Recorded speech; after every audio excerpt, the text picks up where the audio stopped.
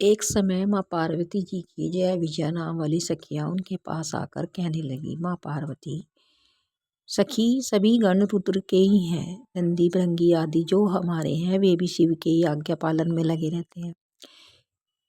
जो भी ये गण हैं उनमें हमारा कोई नहीं है। वे सभी शिव की आज्ञा से द्वार पर खड़े रहते हैं। यदि वे सभी हमारे भी हैं तथापि उनमें हमारा मन नहीं मिलता, इसलिए आपको हमारे लिए भी एक गण की रचना करनी चाहिए। ब्रह्मा जी कहते हैं, मुने जब सखियों ने पार्वती जी से ऐसा सुंदर वचन कहा तब उन्होंने इसके लिए हितकारक माना और वैसा करने का विचार भी किया। इसके बाद एक बार पार्वती जी जब स्नान कर रही थी तब सदाशिव को नंदी को डराकर शिव जी घर के अंदर आ गए। शंकर जी को आते देखकर स्नान करती हुई माता पार्वती उठकर खड़ी हो गई। उस समय उनको बड़ी लज्जा आई, वे आश्चर्यचकित हो गई। उस समय उन्होंने सखियों के वचन को हितकारक माना। उस समय ऐसी घटना घटित होने पर परम माया माहेश्वरी शिव पत्नी पार्वती ने मन में ऐसा विचार किया कि मेरा कोई ऐसा सेवक होना चाहिए जो परम शुभ हो और कार्यकुशल हो और सदा मेरी आज्ञा में लगा रहे। तो यो विचार कर पार्वती देवी ने अपने शरीर की मैल से यानी उबटन से एक ऐसे चेतन पुरुष का निर्माण किया जो संपूर्ण लक्षणों से युक्त था। उसके सभी अंग सुंदर थे और दोष रहित थे। उसका शरीर और महान पराक्रमी था, बल से संपन्न था। देवी उसे अनेक प्रकार के वस्त्र देकर बोली और उन्होंने उसे सुंदर आभूषण भी प्रदान किए और आशीर्वाद देते हुए कहा कि तुम मेरे पुत्र हो। आज से तुम मेरे पुत्र हो, मेरे अपने हो। तुम्हारे समान प्यारा मेरा कोई भी दूसरा नहीं है। पार्वती के ऐसा कहने पर वह पुत्र उनसे बोला, माँ आज आपको कौन सा कार्य आ पड़ा है, मैं आपके कहे अनुसार उसे पूर्ण करूँगा। गणेश के यूँ पूछने पर पार्वती जी अपने पुत्र को उत्तर देती हुई बोली, हे पुत्र तुम मेरे अपने हो। आज तुम मेरी एक बात सुनो। आज से तुम मेरे द्वारपाल हो जाओ और मेरी आज्ञा के बिना कोई भी हठपूर्वक मेरे महल के भीतर प्रवेश नहीं करने पाए, चाहे वह कहीं से भी आए हो, कोई भी हो। बेटा, यह मैंने तुमसे सच्ची बात कही है। इस प्रकार कहकर पार्वती गणेश के हाथ में एक सुदृढ़ छड़ी भी थमा दी पार्वती जी ने। उस समय उनके सुंदर रूप को निहार कर पार्वती बहुत ज्यादा हर्षमग्न हुई। उसी समय गणेश जी वहां पर गृह द्वार पर पहरा देने लगे। उधर शिवा अपने पुत्र गणेश को अपने दरवाजे पर नियुक्त करके स्वयं अपनी सखियों के साथ स्नान करने लगी। इसी समय भगवान शिव जो बहुत सारी लीलाएं करते हैं वे द्वार पर आ पहुंचे। गणेश उन पार्वती पति को पहचानते तो नहीं थे। बोल उठे, हे देव, माता की आज्ञा के बिना तुम अभी भीतर न जाओ। माता स्नान करने बैठ गई है, तुम वहां क्यों जाना चाहते हो? यहाँ से हट जाओ। यह कहकर गणेश ने उन्हें रोकने के लिए छड़ी हाथ में ले ली। उन्हें ऐसा करते देख शिव जी बोले, हे मूर्ख, तू किसे रोक रहा है?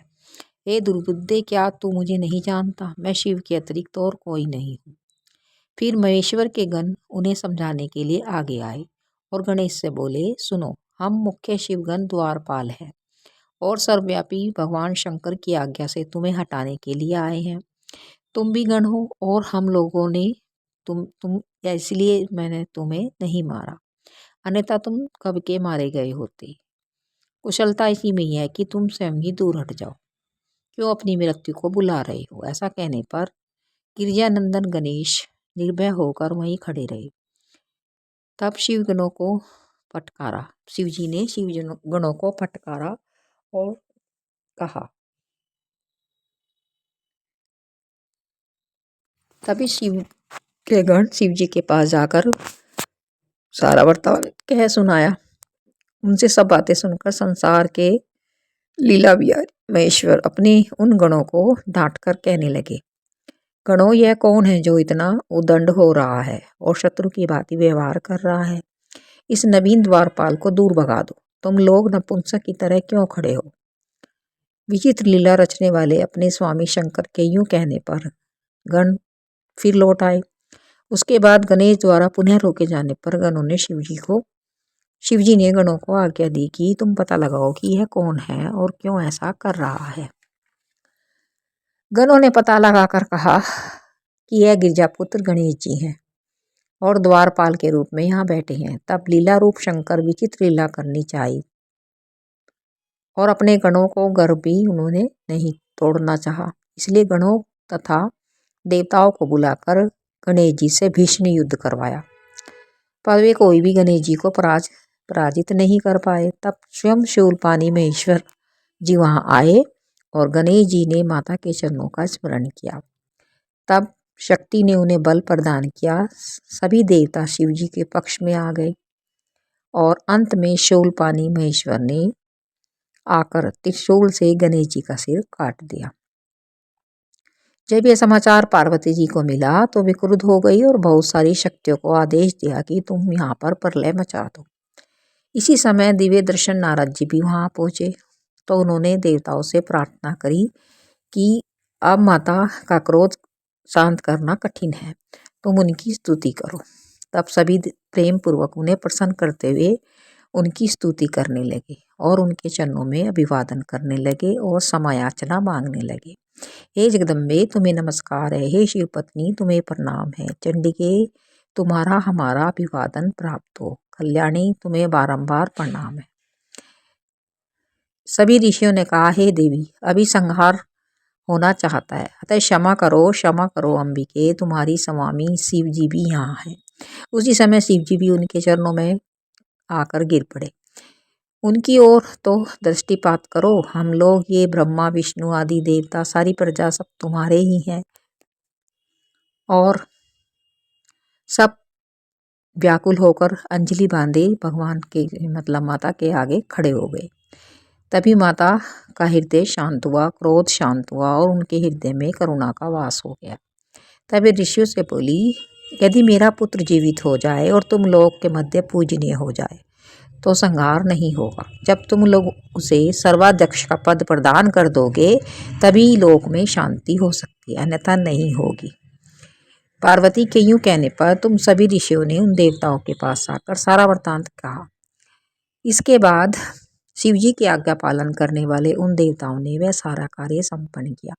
उन्होंने उस शिशु के शरीर को धो पोंछा और विधि पूर्वक उसकी पूजा की। फिर वे उत्तर दिशा की ओर गए। वहां उन्हें पहले दांत वाला एक हाथी मिला। उन्होंने उसका सिर लाकर उस शरीर पर जोड़ दिया। हाथी के उस सिर को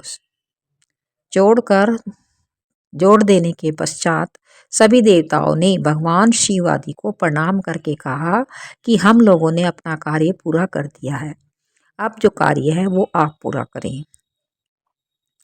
तभी ब्रह्मा विष्णु आदि सभी देवता अपने स्वामी निर्गुण स्वरूप भगवान शंकर को प्रणाम करके बोले, हे स्वामी आप महात्मा के तेज से जैसे हम सब उत्पन्न हुए हैं उसी तेज वेद मंत्र के अभियोग से इस बालक में भी प्राण डाल दीजिए।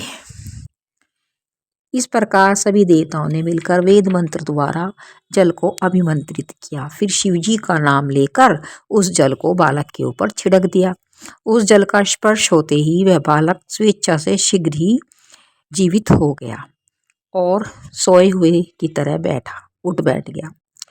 वह सौभाग्यशाली बालक बहुत ही सुंदर था और उसका मुख हाथी का था। शरीर का रंग हरा लाल था, चेहरे पर प्रसन्नता थी, उसकी आकृति कमनीय थी और उसके सुंदर प्रभाव फैल रही थी। मुनीश्वर पार्वती नंदन उस बालक को जीवित देखकर बहुत ज्यादा प्रसन्न हुई।